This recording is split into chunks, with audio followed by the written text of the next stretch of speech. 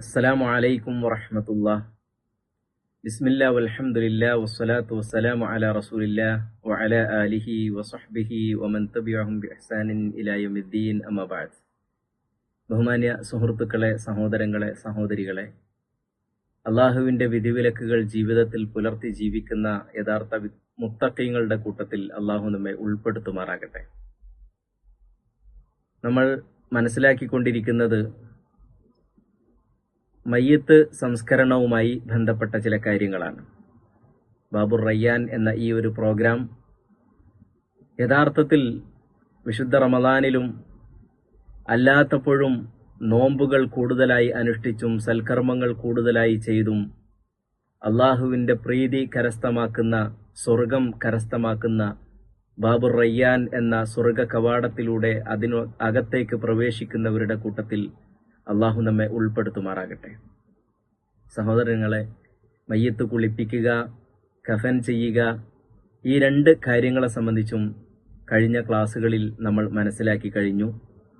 അള്ളാഹു സുബ്ഹാനഹു വ തആല ഒരു മരിച്ച വ്യക്തിയെ വളരെ ആദരവോടുകൂടി തന്നെയായിരിക്കണം യാത്രയാക്കേണ്ടത് എന്ന് നമുക്ക് പഠിപ്പിച്ചു തന്നിട്ടുണ്ട്.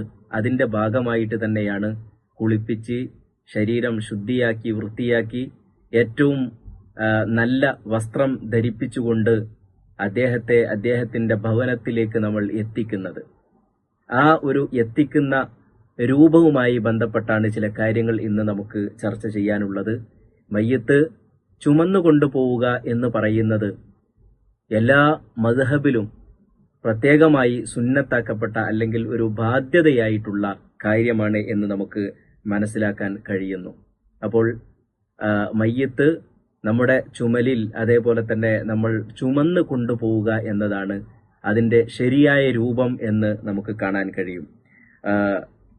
ഇബ്രാഹിം ഇബ്നു അബ്ദുറഹ്മാൻ ഇബ്നു ഔഫ് റഹ്മത്തുള്ളാഹി അലൈഹി, അദ്ദേഹത്തിൻ്റെ പിതാവ് അബ്ദുറഹ്മാൻ ഇബ്നു ഔഫ് റളിയല്ലാഹു അൻഹു സഹാബിയാണ്. അദ്ദേഹം എങ്ങനെയായിരുന്നു മയ്യത്ത് വഹിച്ചിരുന്നത് എന്ന് അദ്ദേഹം പറയാണ്. റഅയ്തു സഅദ് ഇബ്നു അബി വഖാസ് റളിയല്ലാഹു അൻഹു ഫി ജനാസത്തി അബ്ദുറഹ്മാൻ ഇബ്നു ഔഫ്. എൻ്റെ ഉപ്പ അബ്ദുറഹ്മാൻ ഇബ്നു ഔഫ് റളിയല്ലാഹു അൻഹു മരണപ്പെട്ടപ്പോൾ സഅദ് ഇബ്നു അബി വഖാസ് റളിയല്ലാഹു അൻഹു അദ്ദേഹത്തിൻ്റെ ജനാസ വഹിച്ചത് ഞാൻ കാണുകയുണ്ടായി. ഖായിമൻ ബൈനൽ ഉമൂദൈനിൽ മുഖദ്ദമതൈൻ വാലിഅൻ അസ്സരീറ അലാ കാഹിലിഹി. കട്ടിൽ അദ്ദേഹത്തിന്റെ ചുമലിൽ വെച്ചുകൊണ്ട് രണ്ട് ഭാഗത്തുമുള്ള മയ്യത്ത് കട്ടിലിന്റെ കാലുകൾ അതിന്റെ രണ്ടിന്റെയും ഇടയിലായി പിടിച്ചു നിന്നുകൊണ്ട് അദ്ദേഹം സഞ്ചരിക്കുന്നത് എനിക്ക് കാണാൻ കഴിഞ്ഞു എന്ന് അദ്ദേഹത്തിന്റെ സഅദ് ഇബ്നു അബി വഖാസ് റളിയല്ലാഹു അൻഹു മയ്യത്ത് ചുമന്നിരുന്ന രൂപമാണ് അദ്ദേഹം വിശദീകരിക്കുന്നത്. അതുകൊണ്ട് മയ്യത്തിന്റെ ഇരുഭാഗങ്ങളിൽ നിന്നും അതേപോലെ തന്നെ മുന്നിൽ നിന്നും നമുക്ക് അത് വഹിക്കാവുന്നതാണ്. ആ രൂപത്തിലാണ് സ്വഹാബത്തൊക്കെ ചെയ്തിരുന്നത് എന്ന് നമുക്ക് കാണാൻ കഴിയും.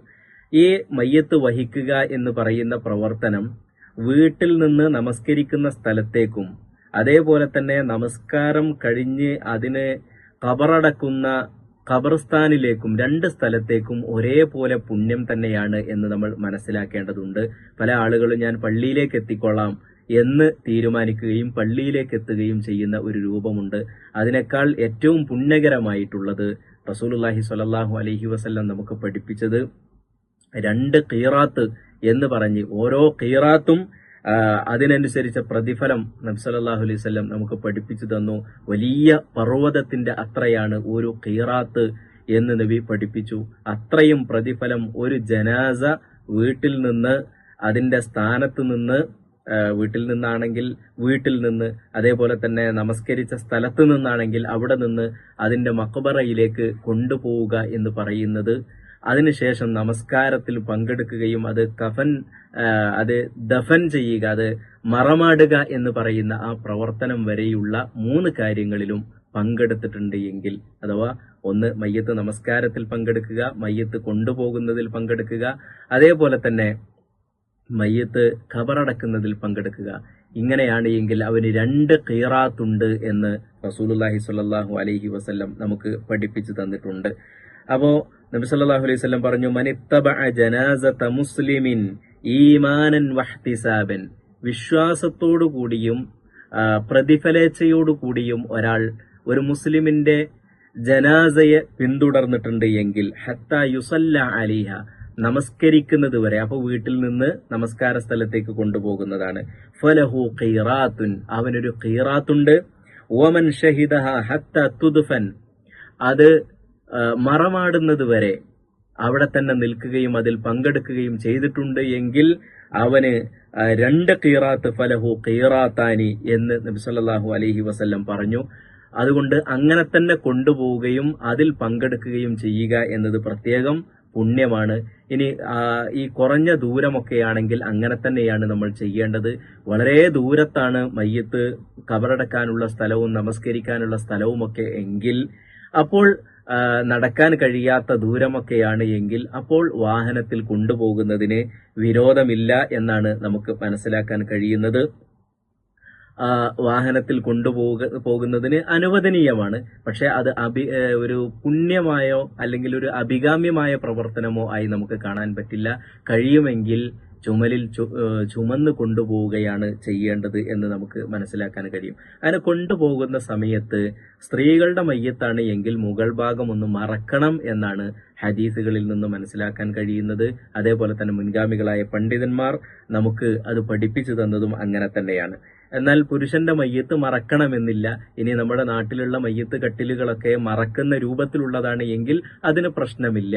എന്നാൽ പുണ്യമായിട്ടുള്ളത് സ്ത്രീകളുടെ മയ്യത്ത് മറക്കുക എന്ന് പറയുന്നതാണ്. ഈ മയ്യത്തിന്റെ കൂടെ മയ്യത്തിനെ കൊണ്ടുപോകുന്നതാണ് നമ്മൾ പറഞ്ഞത്.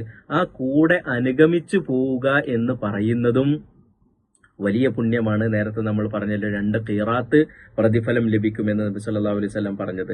5-6 കാര്യങ്ങൾ ഒരു മുസ്ലിമിന് മറ്റൊരു മുസ്ലിമിന്റെ മേൽ ബാധ്യതയാണ് എന്ന് പറഞ്ഞ കൂട്ടത്തിൽ റസൂലുള്ളാഹി സ്വല്ലല്ലാഹു അലൈഹി വസല്ലം പറഞ്ഞ ഒന്നാണ് അവൻ മരിച്ചിട്ടുണ്ട് എങ്കിൽ അവന്റെ ജനാസയെ അനുഗമിക്കുക എന്ന് പറയുന്നത് റസൂലുള്ളാഹി സ്വല്ലല്ലാഹു അലൈഹി വസല്ലം പഠിപ്പിച്ചിട്ടുണ്ട്.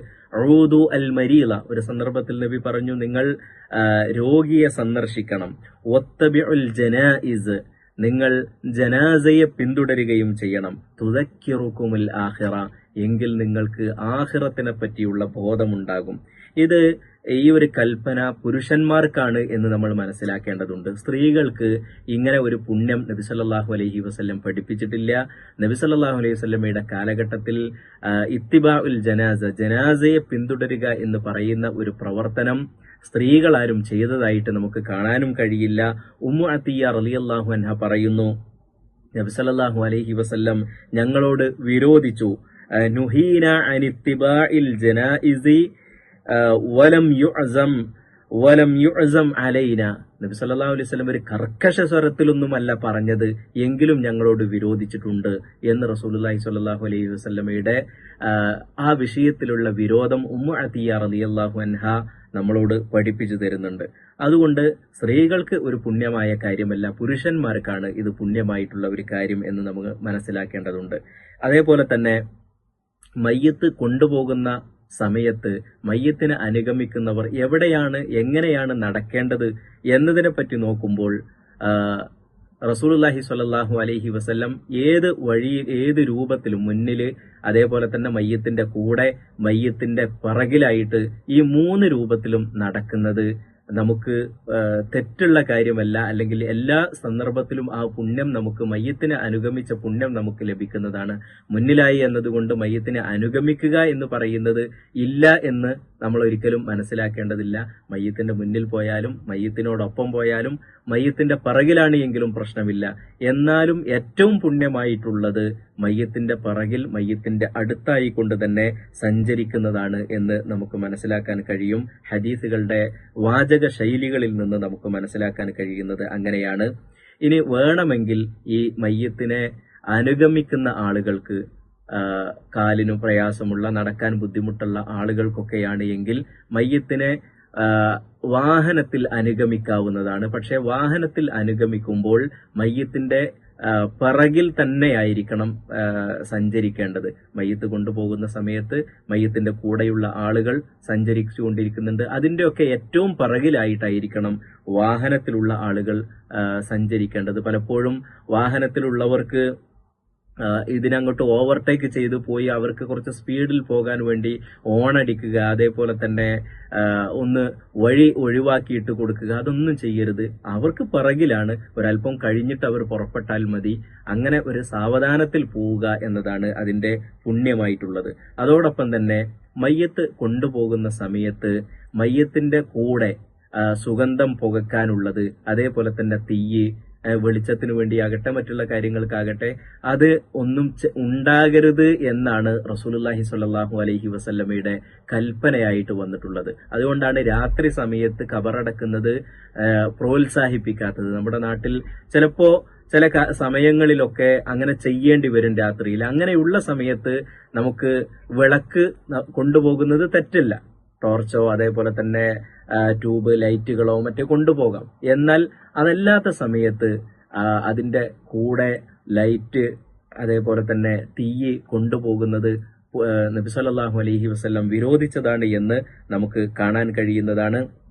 അതേപോലെ തന്നെ വളരെ വിരോധിക്കപ്പെട്ട ഒരു സംഗതിയാണ് മയ്യത്ത് കൊണ്ടുപോകുന്ന സമയത്ത് ആ ഒരു വഖാറോടുകൂടി, ഇതൊരു മനുഷ്യനാണ് ഈ പോകുന്നത്, അദ്ദേഹത്തിന്റെ ജീവിത കാലഘട്ടത്തിൽ ഉണ്ടായിരുന്ന കാര്യം, ഇതേപോലെ എനിക്കും പോകേണ്ട ഒരു സമയമുണ്ട് എന്ന്, എന്നെ ഇതേപോലെ കൊണ്ടുപോകുന്ന ഒരു സമയമുണ്ട് എന്ന്, അത്തരം ചിന്തകൾ, മരണത്തെ പറ്റിയുള്ള ചിന്തകളും അതേപോലെ തന്നെ ഖബറിനെ പറ്റിയുള്ള ചിന്തകളും പരലോകത്തെ പറ്റിയുള്ള ചിന്തകളും വിചാരണയെ പറ്റിയുള്ള ചിന്തകളും ഒക്കെ ആയിരിക്കണം. അങ്ങനത്തെ ആ ഒരു ഗാംഭീര്യത്തിലുള്ള ഒരു നടത്തമായിരിക്കണം മയ്യത്തിന്റെ കൂടെ നടക്കുന്ന ആളുകൾക്ക് ഉണ്ടാകേണ്ടത്. അതിനെപ്പറ്റിയുള്ള ചിന്തകളായിരിക്കണം. അതല്ലാതെ ഏതെങ്കിലും ദിക്റ് കൊണ്ടോ അല്ലെങ്കിൽ സംസാരിച്ചുകൊണ്ടോ, ഇപ്പൊ ദിക്റില്ല എങ്കിൽ സംസാരിക്കാമെന്നില്ല, മറ്റു സംസാരങ്ങളൊക്കെ ഒഴിവാക്കി കുശലം പറയലും, പലപ്പോഴും പല ആളുകളെയും നമ്മൾ അവിടെ വെച്ചിട്ടായിരിക്കും കാണുന്നത്. അപ്പൊ അവരോട് വിശേഷം ചോദിക്കുക, സംസാരിച്ചുകൊണ്ട് നടക്കുക, ഇതൊന്നും പുണ്യമല്ല, പാടുള്ള കാര്യമല്ല. മറിച്ച് വളരെ വഖാറോടു കൂടിയായിരിക്കണം നടക്കേണ്ടത്. അഥവാ ആ ഒരു ശാന്ത ഗാംഭീര്യത്തോടു കൂടിയായിരിക്കണം നടക്കേണ്ടത് എന്നാണ് ഇമാം നവവി റഹ്മത്തുള്ളാഹി അലൈഹി മയ്യത്ത് കൊണ്ടുപോകുമ്പോൾ ലാ ഇലാഹ ഇല്ലല്ലാ എന്നും മറ്റുമുള്ള ദിക്റുകൾ ചൊല്ലിക്കൊണ്ട് പോകുന്നതിനെ എതിർത്തുകൊണ്ട് പറയുന്നു. നമുക്കറിയാമല്ലോ ഇമാം നവവി റഹ്മത്തുള്ളാഹി അലൈഹി ആരാണ് എന്ന്. ഷാഫി മദ്ഹബിലെ രണ്ടാം ഷാഫിഈ എന്നറിയപ്പെടുന്ന വളരെ പ്രഗത്ഭനായ പണ്ഡിതൻ. അദ്ദേഹം മയ്യത്ത് കൊണ്ടുപോകുമ്പോൾ എങ്ങനെ കൊണ്ടുപോകണമെന്ന് അദ്ദേഹം വിശദീകരിക്കുകയാണ്. അദ്ദേഹത്തിന്റെ അൽ അദ്കാർ എന്ന് പറയുന്ന ഗ്രന്ഥത്തിൽ വഅലം അന്ന സ്വവാബൽ മുഖ്താർ വമാ കാന അലൈഹി സലഫു റളിയല്ലാഹു അൻഹും അസ്സുകൂത്ത് ഫീ ഹാലി സൈരി മഅൽ ജനാസ, ജനാസയോടൊപ്പം നടക്കുന്ന സമയത്ത് സംസാരിക്കാതെ പോവുക എന്നതാണ് നമ്മുടെ മുൻഗാമികളായ സച്ചരിതരായ മുൻഗാമികളുടെ പാതയും അത് തന്നെയാണ് ഏറ്റവും ശരിയായിട്ടുള്ളതും എന്ന് നിങ്ങൾ മനസ്സിലാക്കണം. ഫലാ യുർഫഉ സൗതുൻ ബിഖിറാഅത്തിൻ വലാ ദിക്രിൻ വലാ ഗൈരി ദാലിക, സംസാരിച്ചുകൊണ്ടോ ദിക്ർ ചൊല്ലിക്കൊണ്ടോ ഖുർആൻ പാരായണം ചെയ്തുകൊണ്ടോ ഒന്നും അവിടെ ഒരു ശബ്ദമുണ്ടാകാൻ പാടില്ല. എന്തുകൊണ്ട്? വൽ ഹിക്മതു ഫീഹി ളാഹിറത്തുൻ വഹിയ അന്നഹു അസ്കൻ ലിഖാതിരിഹി വഅജ്മഉ ലിഫിക്രിഹി ഫീമാ യതഅല്ലഖു ബിൽ ജനാസ, ഈ ജനാസയുമായി ബന്ധപ്പെട്ട്, മരണവുമായി ബന്ധപ്പെട്ട്, അവനവന്റെ മരണവുമായി ബന്ധപ്പെട്ട്, ഖബർ ജീവിതവുമായി ബന്ധപ്പെട്ടൊക്കെയുള്ള ആ ഒരു ചിന്ത അവന്റെ മനസ്സിൽ വരാൻ വേണ്ടിയിട്ട് കൂടിയാണ് അത്.